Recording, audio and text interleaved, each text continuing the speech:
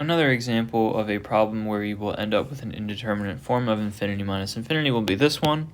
So the first thing we're going to do is we're always going to directly substitute. And then when we do that, we get 1 over 0 from the right minus 1 over sine of 0 from the right. And when we do this, we get 1 over 0, which, as we know from our graph of 1 over x, we approach infinity as we get closer towards 0 from the right, so it's going to be infinity minus 1 over 0, because sine of 0 is just 0, so that's infinity minus infinity, which unfortunately is an indeterminate form. So now we need to get a common denominator, right? So we're going to take 1 over x, and we're going to multiply it by sine x over sine x. And then we're going to do the same thing to sine x. We're going to multiply it by x over x, right? We just multiply it by the other denominator over the other denominator.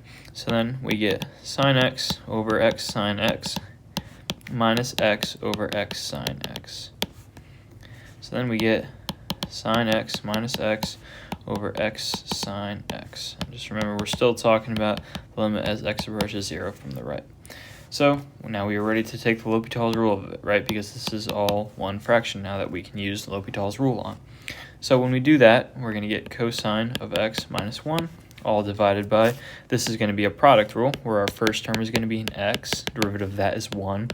Our second term is going to be sine x, derivative of that is cosine x.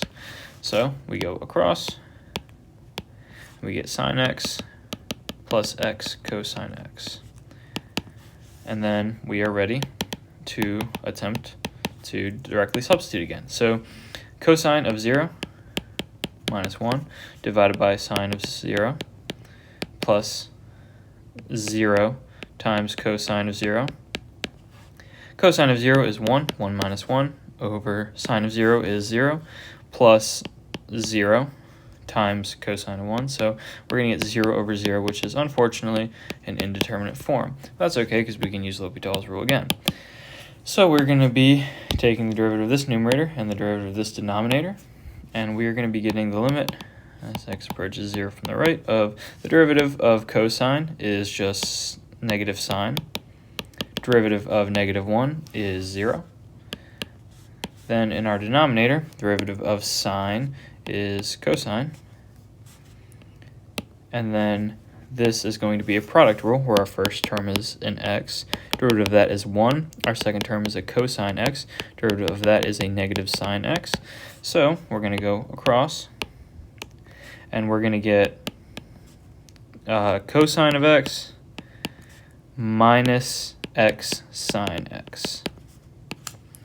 And so now, let's try it one more time. So we're going to get negative sine of 0 from the right, cosine of 0 from the right, plus cosine of 0 from the right, minus 0 from the right, times sine of 0 from the right. So that's going to be sine of 0 is 0, so we get negative 0, which, I mean, let's be real, is just 0, right?